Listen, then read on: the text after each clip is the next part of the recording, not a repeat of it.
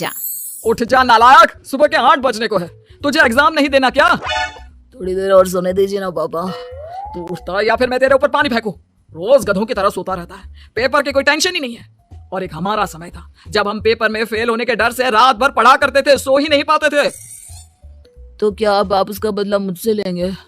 मैं 15 मिनट बाद उठ जाऊंगा, आप प्लीज जाइए, मुझे डिस्टर्ब मत कीजिए। इतना कहकर रौनक रजाई ढककर फिर से सो जाता है। तू वैसे नहीं मानेगा, रुक मैं अभी पानी लेकर आता हूँ।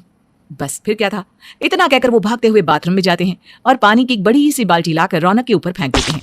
पानी पड़ते ही रौनक झट से उठ जाता है। ये आपने क्या किया पापा? अब तू उठेगा नहीं तो यही करना पड़ेगा ना। वैसे थैंक्स डैड, आपके कारण अब मुझे नहाने की भी जरूरत नहीं पड़ेगी। चलिए अब आप माँ से बोलकर मेरे कपड़े निकलवा दीजिए, अब तक मैं ब्रश कर लेता हूँ। वैसे कल ना आप एक काम और करना, नहलाने के साथ साथ मुझे ब्रश भी करवा देना। ये ब्रश करने में ना मुझे बहुत आलस आता है। रौनक की बातों से अरविंद का मुंह खुला का खुला रह जाता है। वो अपनी पत्नी कमला के पास जाता है और रौनक की हरकतों के बारे में बताता है, जिसे सुन उसकी पत्नी हंसने लगती है। तुम अपने बेटे को समझाने के बजाय हंस रही हो। रौनक बच्चा है, धीरे धीरे सुधर जाएगा, आप क्यों उसके पीछे पड़े रहते हो? अभी नहीं सुधरेगा तो कब सुधरेगा? 10वीं क्लास में है रौनक, वो अब कोई बच्चा नहीं रहा। अरविंद की इतना बोलते ही वहाँ रौनक भी आ जाता है। क्या डैड, मैंने आपको एक काम दिया था वो भी नहीं हुआ आपसे। अरे क्या हुआ बेटा? माँ मैंने डैड से बोला था कि वो आपको बोलकर मेरे स्कूल की यूनिफॉर्म निकाल दे, लेकिन मेरे पीछे पड़ने के अलावा इनसे एक काम ढंग से नहीं होता।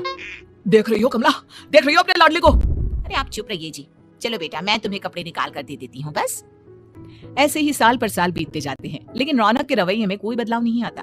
वो पहले से भी ज्यादा आलसी और पूरी तरह अपने माता पिता पर निर्भर हो जाता है। 2 साल बाद पता नहीं कहाँ गायब रहता है पूरे दिन, अब तक तो आ जाना चाहिए था। अरे आप इतनी फिक्र क्यों कर रहे हो उसकी? दोस्तों के साथ खेल रहा होगा, आ जाएगा अभी। ये कोई टाइम है खेलने का? 10 बजने वाले हैं, इतनी रात में कौन खेलता है? कमला कुछ कहती उससे पहले ही रौनक वहाँ आ जाता है। मम्मी जल्दी से खाना लगा दो, बहुत भूख लग रही है। तुम्हें तब तक खाना नहीं मिलेगा जब तक तुम बता नहीं देते कि इतनी रात गए कहाँ से आ रहे हो। ओ प्लीज डैड, अब आप इसी पे प्रतिमन बनकर मेरे सर पर बंदूक लेकर मत बैठ जाना। अपनी फालतू की बकवास बंद कर और बता कहाँ से आ रहा है। माँ अब समझाइए ना डैड को। बता देना बेटा, इनको भी तसल्ली हो जाएगी। आप बोल रही हैं तो बता देता हूँ, मैं दोस्तों के साथ मूवी देखने गया था, इसलिए देर हो गई। तू इन सब चीजों में मेरे पैसे उड़ाता है? कभी 1 रुपया कमाने के बारे में सोचा है तूने? जब देखो हवा की तरह पैसे उड़ाता रहता है। माँ अब आप इन्हें चुप करा दीजिए, वरना ना मुझे गुस्सा आ जाएगा। अच्छा क्या कर लेगा? बता ना क्या कर लेगा तू? वैसे बात तो ठीक ही है, मैं कर ही क्या सकता हूँ, पैसे तो फिर भी मैं आपसे ही मांगूंगा ना। चलिए अब ये सब बात छोड़िए और मम्मी मेरे लिए खाना लगा दीजिए। अभी लगा देती हूँ बेटा। मैं बता रहा हूँ कमला, एक दिन ये ऐसे ही बिगड़ जाएगा। उफो, आप क्यों इतना पीछे पड़े रहते हो मेरे बच्चे के? बात की बात में देखेंगे, अभी आप शांति से उसे खाना खाने देंगे। अगले दिन डैडी मुझे 10,000 रुपए चाहिए। हाँ? अब इतने पैसे क्यों चाहिए तुझे? डैड आप बिना सवाल किए कभी पैसे नहीं दे सकते क्या?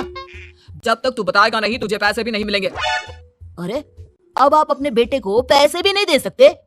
नालायक, तेरी उम्र के लोग नौकरी करते हैं और एक तू है जो नौकरी करने का नाम ही नहीं लेता कभी।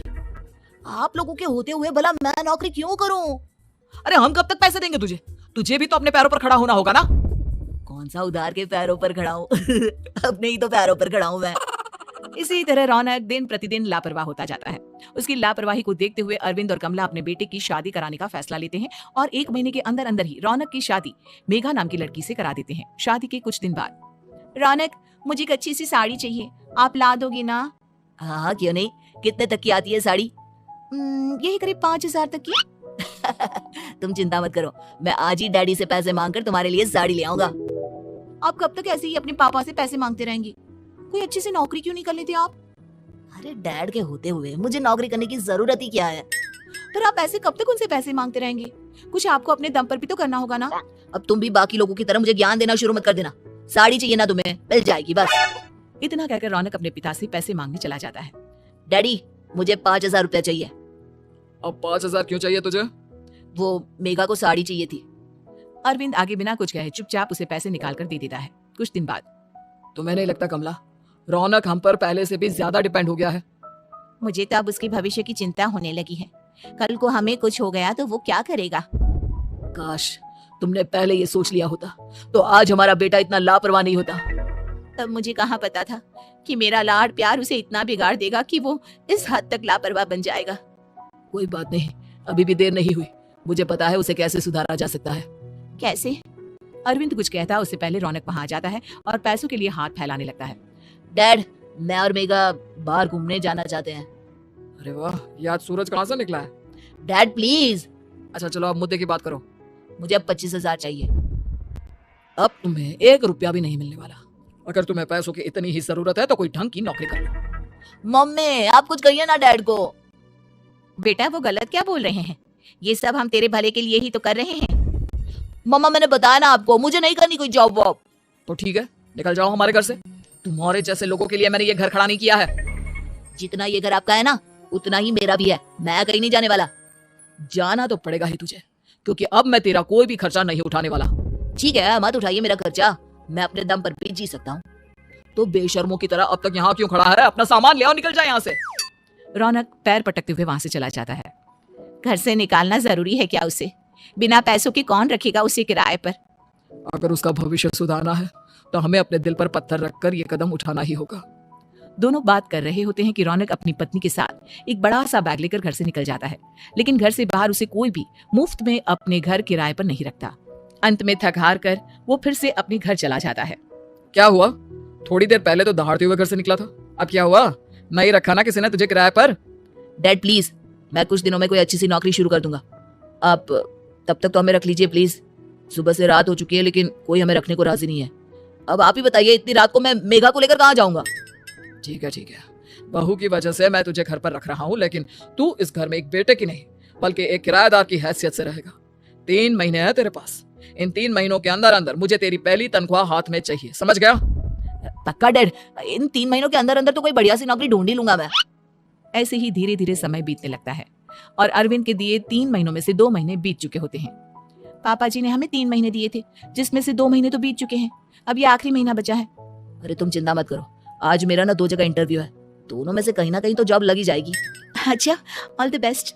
रौनक इंटरव्यू के लिए निकल जाता है, जिसके बाद शाम में रौनक घर आता है। कैसा गया इंटरव्यू? आपकी नौकरी लगी या नहीं? अरे पहले सांस तो ले लेने दो अच्छे से। बताइए ना, मुझसे तो जरा भी इंतजार नहीं हो रहा है। वो दरअसल बात यह है कि मेरी नौकरी तो लग चुकी है लेकिन पैसे बहुत कम है। कितने पैसे हैं? 15,000। इतने में अरविंद और कमला मिठाई का डिब्बा लेकर आ जाते हैं। बधाई हो बेटा। हम जानते थे तेरी जॉब जरूर लगेगी। लेकिन मेरी सैलरी बहुत कम है मम्मा। कम है तो क्या हुआ, धीरे धीरे बढ़ जाएगी। हाँ बेटा, हम तो बस चाहते थे कि तू अपने पैरों पर खड़ा हो जाए। मतलब अब आप मुझे घर से नहीं निकालेंगे? नहीं, ये सब हमने तुझे जिम्मेदार इंसान बनाने के लिए किया था। Thank you mummy papa. अगर आप दोनों ऐसा नहीं करते तो मुझे कभी अपनी जिम्मेदारियों का एहसास तक नहीं होता। आज आपने मुझे सिखा दिया कि इंसान का अपने पैरों पर खड़ा होना भी जरूरी होता है। इतना कहकर रौनक झट से अपने माता पिता के गले लग जाता है और अपनी कमाई की पहली तनख्वाह वो अपने माता पिता के हाथ में सौंपता है। इस तरह रौनक एक गैर जिम्मेदार व्यक्ति से एक जिम्मेदार व्यक्ति बन जाता है।